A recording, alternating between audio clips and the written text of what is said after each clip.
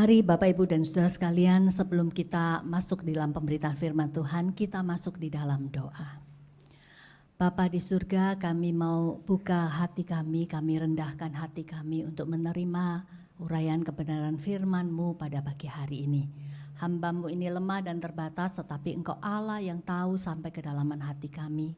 Biarlah Roh Kudus menolong kami, untuk kami bukan saja mengerti firman-Mu, tapi kami juga mau dituntun oleh Allah Roh Kudus untuk melakukan dan juga mau berubah. Terima kasih ya Bapa, kami berdoa minta di dalam nama Tuhan kami, Yesus Kristus. Amin.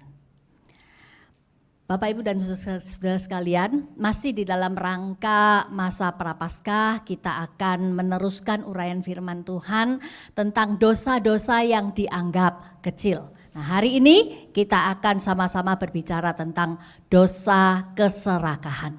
Mari kita buka Alkitab kita dari Lukas pasal yang ke-12 ayat yang ke-13 sampai ayat ke-21.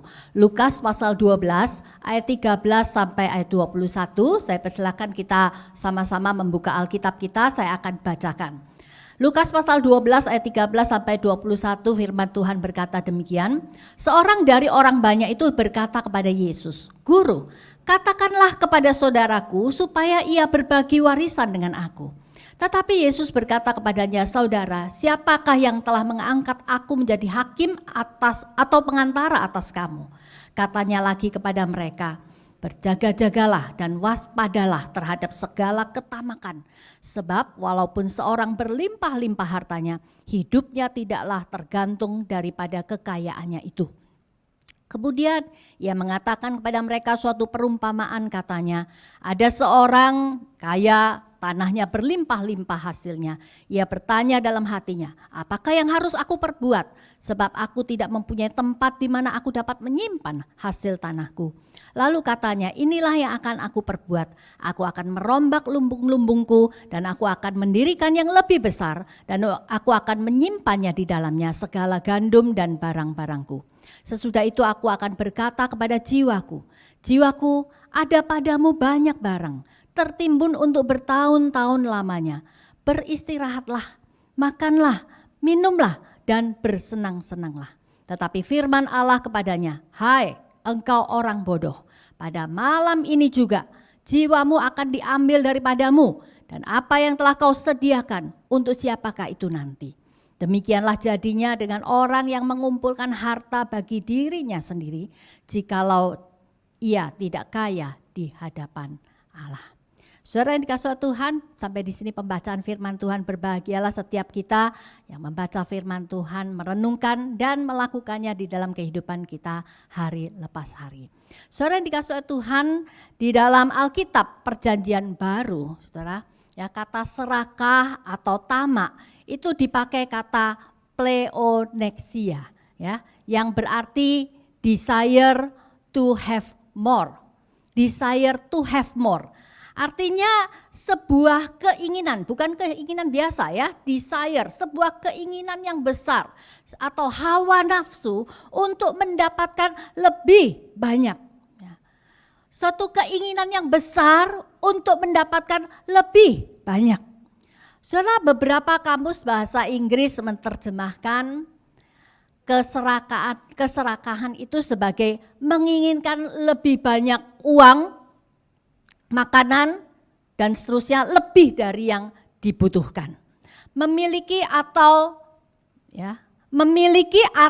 menunjukkan keinginan yang intens dan egois terhadap sesuatu, khususnya harta, kekuasaan atau makanan, ya. Keinginan yang tidak terkendali atau kepemilikan atau penggunaan hal yang bersifat materi seperti makanan, uang, tanah dan sebagainya, atau nilai sosial seperti status atau kekuasaan. Saudara perhatikan kata di situ lebih dari yang dibutuhkan.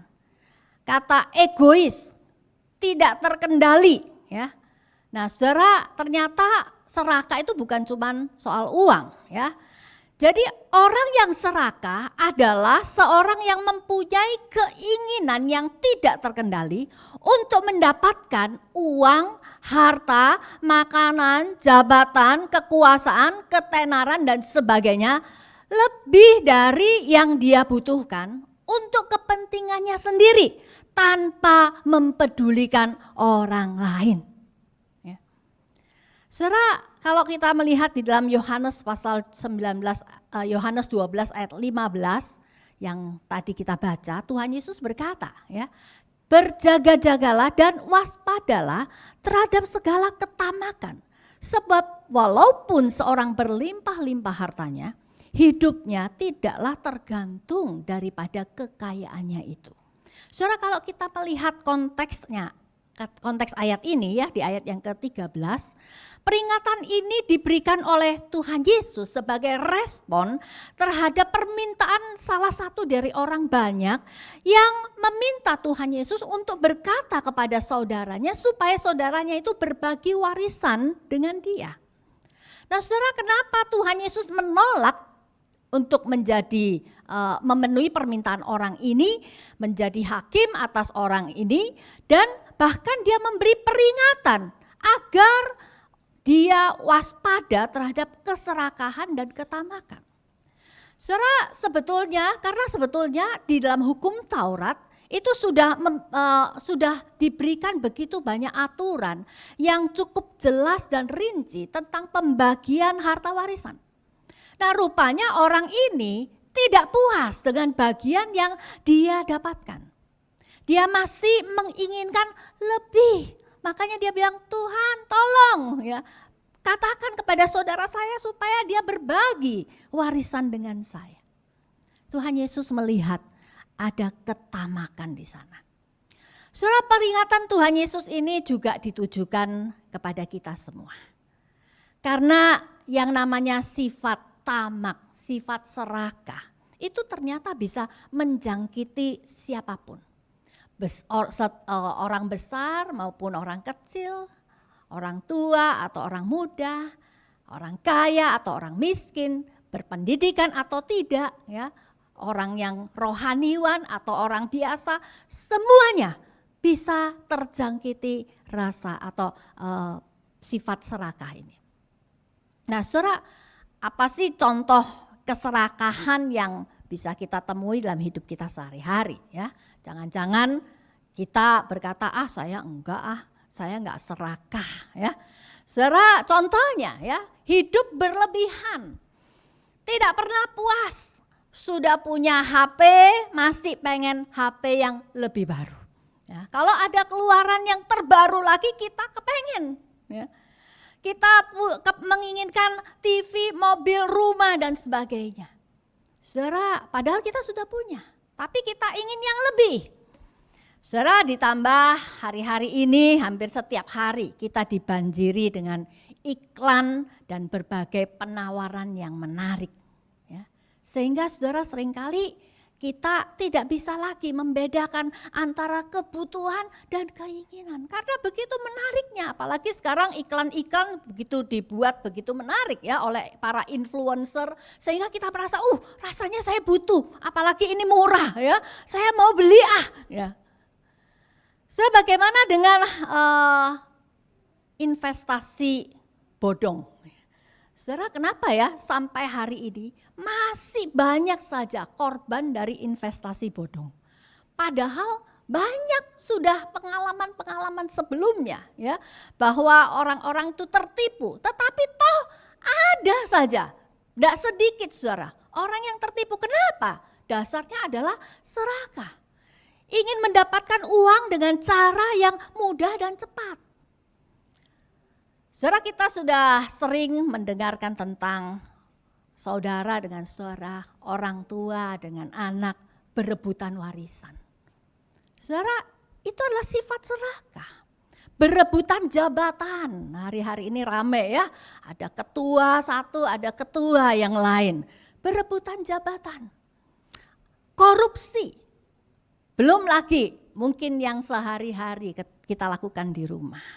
Ketika mama kita masak makanan di rumah dan makanan itu adalah kebetulan kesukaan kita, maka kita menghabiskan makanan itu sendirian di rumah. Kita tidak ingat ada orang lain di rumah yang perlu makan. Atau kita ketika pergi ke pesta, ya, kita ambil makanan sebanyak-banyaknya tetapi tidak dihabiskan. Atau pernah kita mengambil jatahnya orang lain, sudah dikasih tahu satu orang satu ya, souvenirnya gereja sediakan satu orang satu, tapi kita mau ambil lebih. Atau kita mungkin menyaksikan di pandemi ini, ketika diumumkan akan PSBB, akan lockdown dan sebagainya. Wah, semua orang ras pergi ke tempat perbelanjaan, membeli barang sebanyak-banyaknya, dia nggak peduli ada begitu banyak orang yang juga membutuhkan. Dan begitu banyak di tengah-tengah pandemi ini orang ambil untung di atas kesulitan orang lain. Ya. Saudara, coba kita periksa apakah kita termasuk salah satunya dan masih banyak lagi. Saudara, kenapa serakah itu adalah sebuah dosa? Saudara, kalau kita lihat ya, dosa itu adalah keserakahan itu adalah dosa karena pertama-tama karena keserakahan itu sama dengan penyembahan berhala, ya. Saudara, kalau kita baca di bagian firman yang kita baca tadi, Tuhan Yesus memberikan perumpamaan ya, yang menggambarkan seorang yang kaya raya. Tanahnya berlimpah-limpah hasilnya dan dia merencanakan untuk mendirikan lumbung yang lebih besar untuk menyimpan hasil tanahnya itu. Cukup untuk hidupnya di masa depan. Saudara, sebetulnya tidak ada yang salah sebenarnya ya dengan mengumpulkan harta dan menyimpan harta untuk masa depan. Tetapi kesalahan terbesar orang kaya ini adalah di ayat 21. Tuhan Yesus berkata, ia mengumpulkan harta ya bagi dirinya sendiri. Demikianlah jadinya dengan orang yang mengumpulkan harta bagi dirinya sendiri. Jadi apa yang ada di dalam hati dan pikiran orang kaya ini hanyalah apa? Tentang keamanannya, tentang kenyamanannya, tentang kesenangannya sendiri.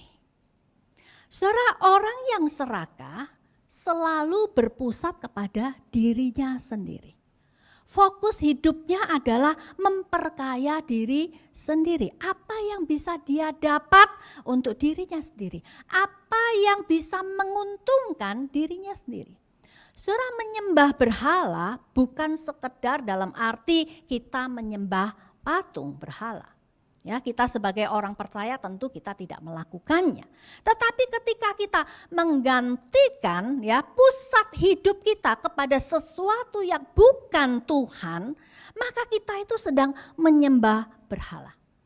Ketika hidup kita itu terus kita fokuskan untuk mengejar lebih banyak uang, mengejar lebih banyak harta, mengejar lebih tinggi jabatan, kekuasaan, popularitas dan sebagainya termasuk makanan untuk diri kita sendiri, maka kita sudah menggantikan Allah di dalam hidup kita dengan hal-hal itu.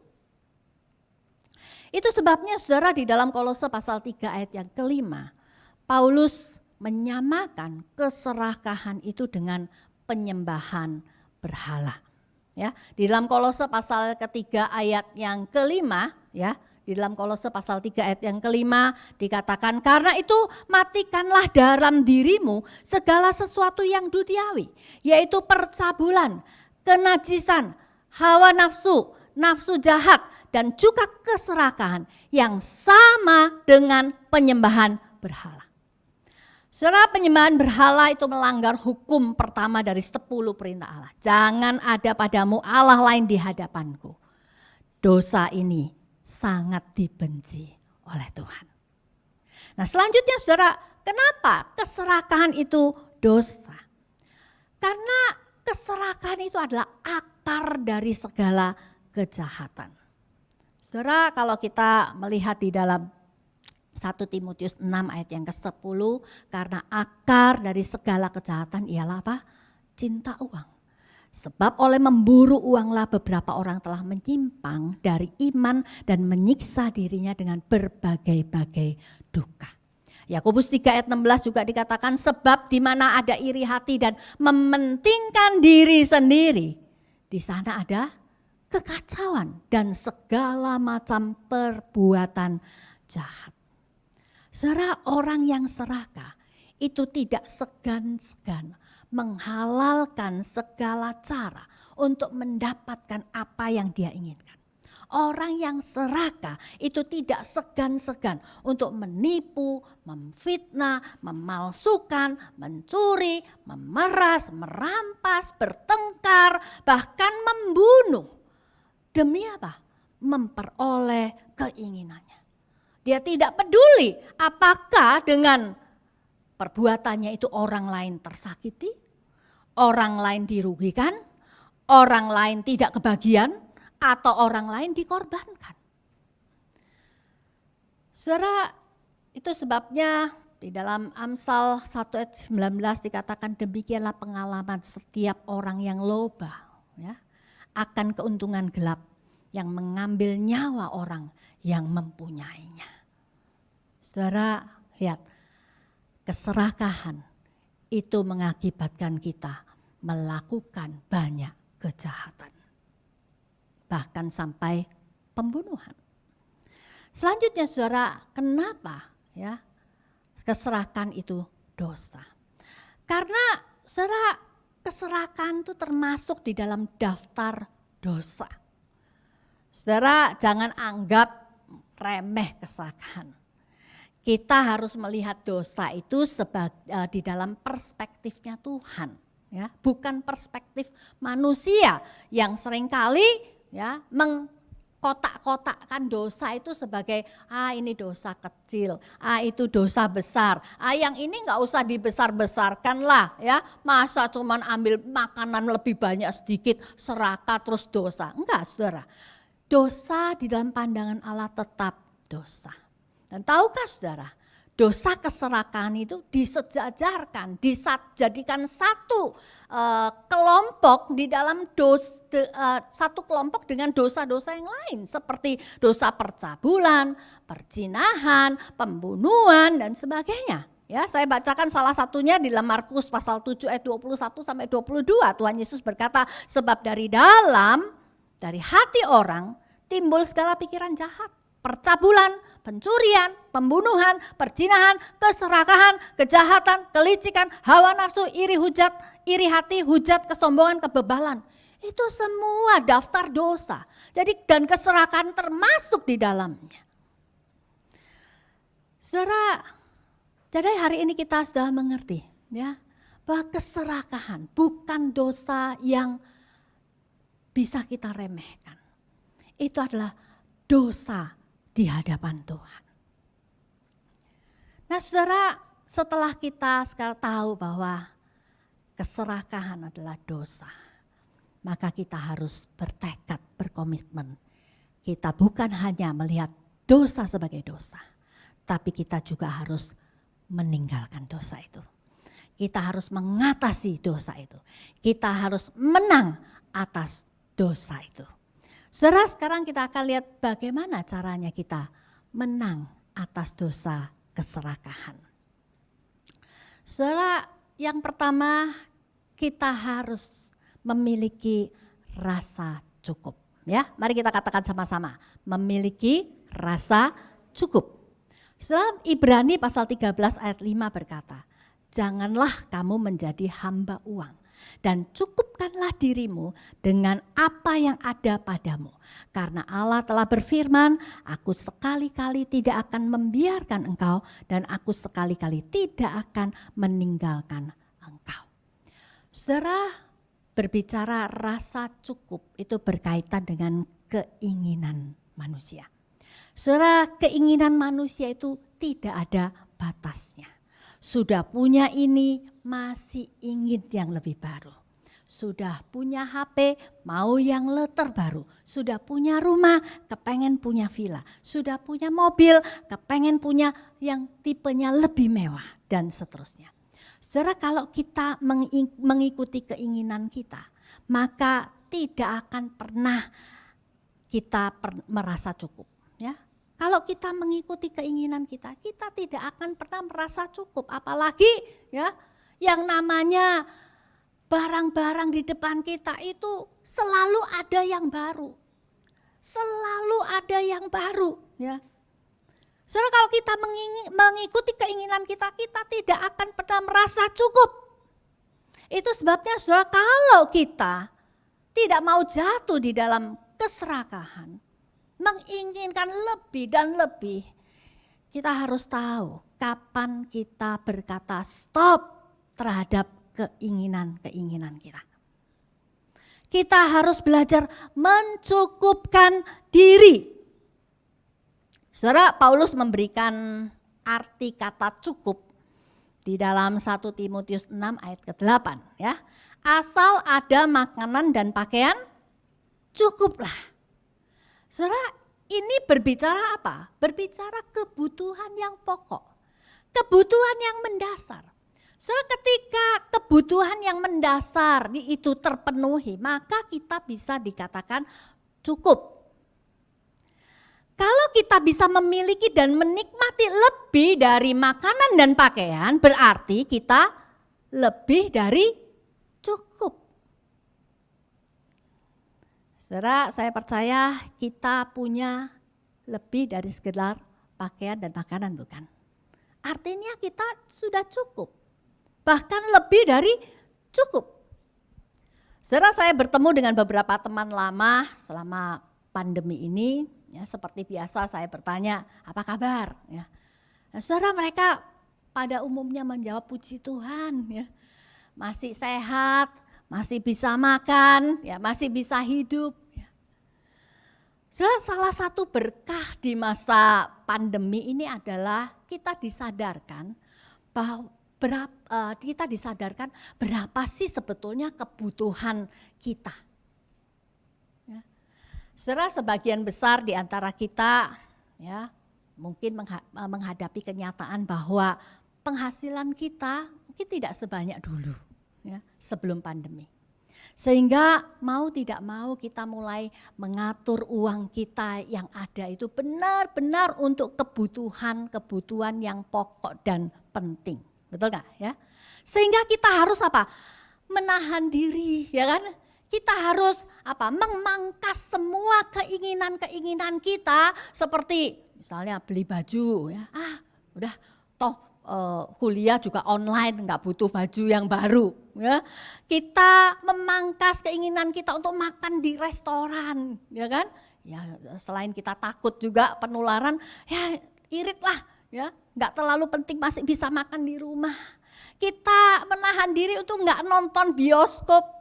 Kita menahan diri untuk tidak belanja di mall, kita tidak melakukan liburan ke luar negeri ya, dan sebagainya.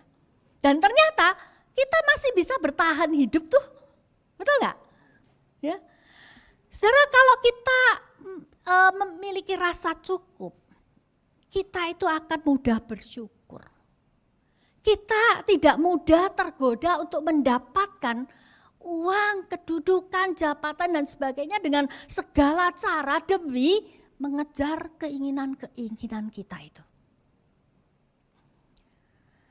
Saudara, dikasih Tuhan, secara praktis kita bisa belajar mempraktekkan rasa cukup itu dari hal-hal kecil dalam hidup kita sehari-hari.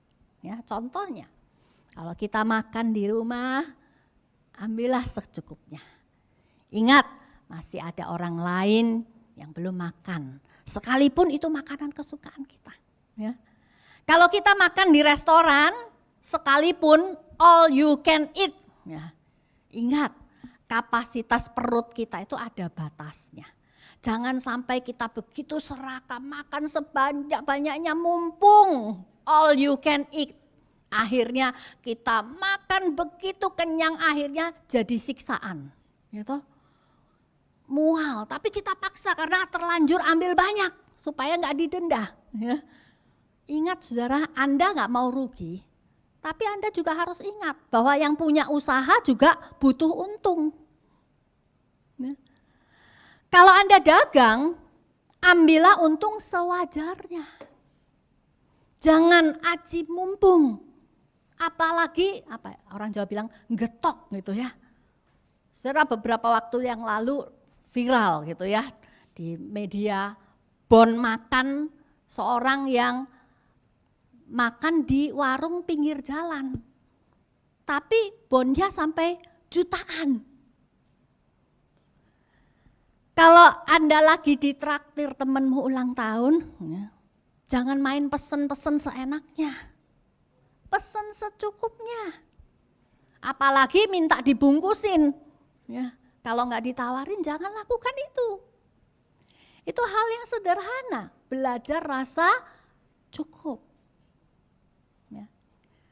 Selanjutnya yang kedua, bagaimana kita mengatasi sifat serakah. Selain kita belajar, ya, punya rasa cukup, kita juga harus belajar memberi. Saudara, orang yang serakah itu memperkaya diri dan menggunakan hartanya dan apa yang dia punya hanya untuk dirinya sendiri. Obat dari keserakahan adalah memberi atau berbagi. Ya. Saudara, di dalam Amsal 21 ayat yang ke-26 dikatakan, ya, keinginan bernafsu sepanjang hari, tetapi orang benar memberi tanpa batas. Saudara, sekali lagi ya, kalau kita mengikuti keinginan, itu sepanjang hari nggak ada habisnya. Tetapi orang yang benar itu akan memberi tanpa batas. Kalau kita lihat dalam 1 Timotius pasal 6 ayat 17-18, saya bacakan ya. Peringatkanlah kepada orang-orang kaya di dunia ini agar mereka jangan tinggi hati dan jangan berharap pada sesuatu yang tak tentu seperti kekayaan. Melainkan pada Allah yang dalam kekayaannya memberikan kepada kita segala sesuatu untuk dinikmati. Peringatkanlah agar mereka itu berbuat baik, menjadi kaya dalam kebajikan, suka memberi dan berbagi. Saudara, Tuhan mau kita umatnya memberi dan berbagi dengan orang yang membutuhkan. Saudara, kalau kita baca di Alkitab ya, khususnya dalam perjanjian lama, Tuhan itu sudah mengatur kehidupan bangsa Israel itu sedemikian rupa. Sehingga orang miskin, janda, yatim piatu, para budak dan orang asing itu tetap terpelihara. Ya, misalnya saudara, kita menjumpai ya di perjanjian lama, khususnya di kitab Rut, ada peraturan kalau seseorang panen, ya, itu kalau panen dia tidak boleh memanen habis seluruh hasil ladangnya. Ya, itu diatur juga di dalam kitab Imamat ya. Ia harus menyisakan, gak boleh dipanen habis bersih ya. Dia harus menyisakan untuk orang miskin, janda, yatim piatu dan orang asing supaya mereka bisa tetap makan. Itu kita bisa lihat kisahnya dalam kisah Rut dan Naomi ya. Mereka janda, pulang dari negeri jauh, mereka gak punya apa-apa, mereka tetap bisa terpelihara. Kenapa? Karena Rut mengumpulkan berkas-berkas gandum yang tercecer itu untuk kebutuhan dia dan mertuanya. Nah saudara, kalau kita membaca dalam 2 Korintus pasal 9 ayat yang ke-10 ya, saya bacakan ayat 10-nya saja. Saudara, di sini Tuhan dikatakan ia yang menyediakan benih bagi penabur dan roti untuk dimakan. Ia juga yang akan menyediakan benih bagi kamu dan melipat gandakannya dan menumbuhkan buah-buah kebenaranmu. Saudara, di ayat ini kita melihat sebetulnya Tuhan itu memberikan kepada kita berkat dari penghasilan kita atau dari usaha kita.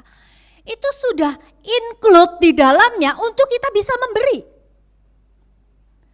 Saudara, uang yang ada pada kita yang Tuhan percayakan kita harus bagi untuk kita makan, untuk kebutuhan kita. Ada yang untuk ditabung, ya, ada yang untuk ditabur. Saudara, seringkali kita berpikir begini, Tuhan, ya kita berdoa sama Tuhan, Tuhan beri saya berkat yang besar. Supaya saya bisa memberi.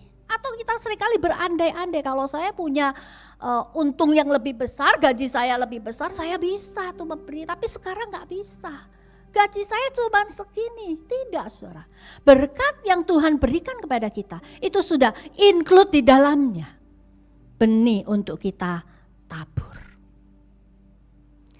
Saudara, kalau kita tidak mau jatuh di dalam keserakahan, kita harus belajar mendisiplin diri kita untuk memberi. Sisihkan, bukan sisakan. Kalau kita tidak sisihkan, pasti tidak ada yang sisa untuk kita berikan kepada orang lain. Salah satu pelajaran penting yang saya dapat di dalam pemuritan tentang keuangan, saya disadarkan bahwa memberi itu perlu kita budgetkan. Sejak itu saudara, saya menyisihkan satu jumlah, tidak besar memang, tetapi karena tidak besar makanya saya perlu berdoa, saya perlu tanya kepada Tuhan. Ya, saya sadar bahwa saya tidak mungkin bisa memberi kepada semua orang. Saya tidak mungkin menolong semua orang. Tapi saya pasti bisa menolong 1-2 orang di sekitar saya. Saya perlu berdoa. Saya tanya sama Tuhan, siapa yang perlu saya beri, saya tolong kali ini. Kadang saya berikan kepada sesama rekan hamba Tuhan yang membutuhkan. Kadang saya berikan pada yang sakit atau kepada sebuah lembaga donasi. Beberapa hari yang lalu pas saya ngobrol dengan anak saya, Yosua, saya baru tahu bahwa dia setiap bulan itu mensponsori seorang anak di pedalaman melalui sebuah lembaga Kristen. Ya. Dan dia bilang supaya dia nggak lupa, dia minta supaya langsung dipotong dari rekeningnya. Dan ternyata itu dia sudah lakukan beberapa tahun dan memang jumlahnya nggak terlalu banyak. Tapi itu dia lakukan beberapa tahun. Wah, ya, saya bangga saudara ya. Saudara bisa lakukan hal yang sama.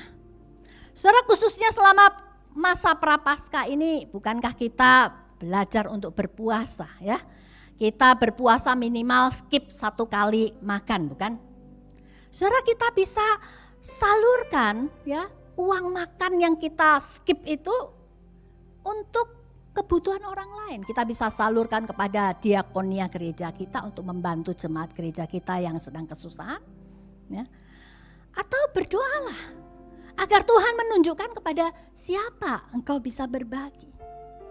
Jangan malu kalau engkau tidak bisa memberi dengan jumlah besar. Ya. Banyak cara untuk kita bisa memberi dalam jumlah yang tidak besar. Misalnya, ya, engkau membelikan sarapan buat teman sekantormu yang engkau tahu dia hidupnya pas-pasan. Berapa sih sarapan? 15.000? Oh, itu sangat menjadi berkat buat dia. Atau engkau membelikan bingkisan, snack, ya, kue-kue kecil untuk anaknya OB di kantormu. Atau engkau berbagi tip kepada ojol yang mengantar pesananmu. Berapa sih tip? 5.000? Atau engkau membuat sendiri sesuatu untuk kau bisa bagikan. Saudara, saya hari-hari ini sedang mempraktekkan hemat buat diri sendiri supaya saya bisa memberi lebih buat orang lain, menjadi berkat buat orang lain, berbagi sedikit kebahagiaan buat orang lain. Saudara, kalau saya tuh punya kebiasaan buruk kalau masak ya untuk di rumah, mau masak apa saya belanja, masak apa belanja. Kadang-kadang belanja kelebihan nggak kepake bahannya akhirnya terbuang ya karena busuk di kulkas. Saya berapa minggu lalu saya mendisiplin diri saya ya.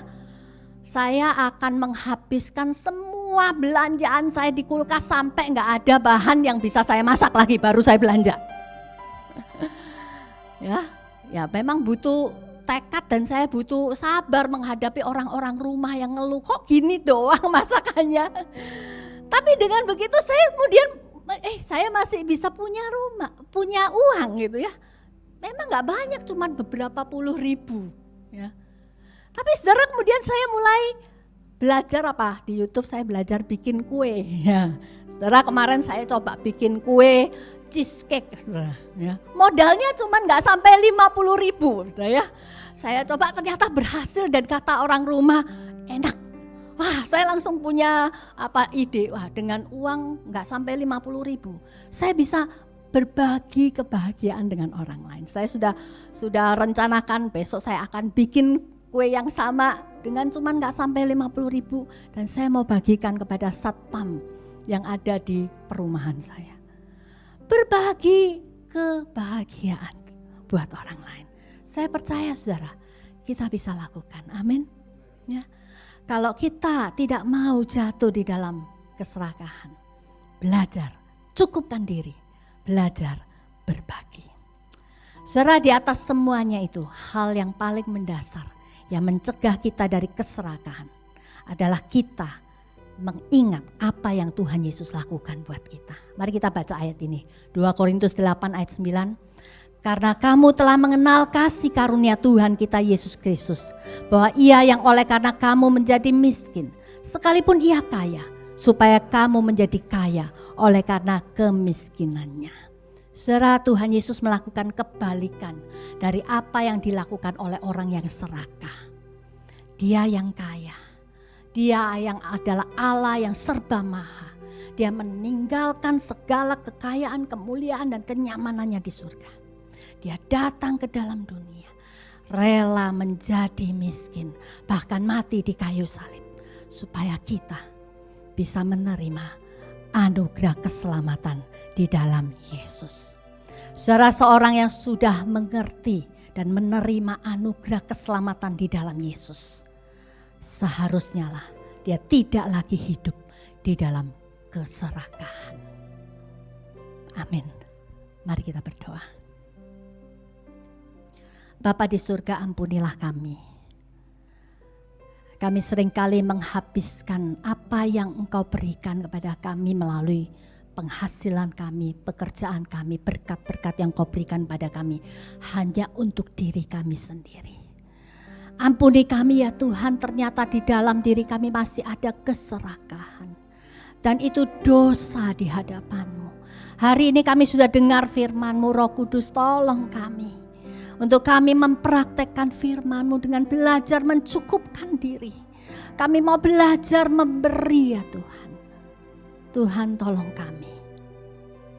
Dan biarlah Tuhan hidup kami semakin hari semakin menyenangkan hati-Mu dan mencerminkan kami sebagai orang-orang yang tahu dan mengerti bahwa kami adalah orang-orang yang sudah menerima anugerah terbesar dari Tuhan yang terlebih dahulu sudah begitu bermurah hati kepada kami.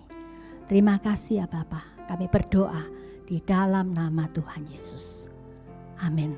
Tuhan memberkati.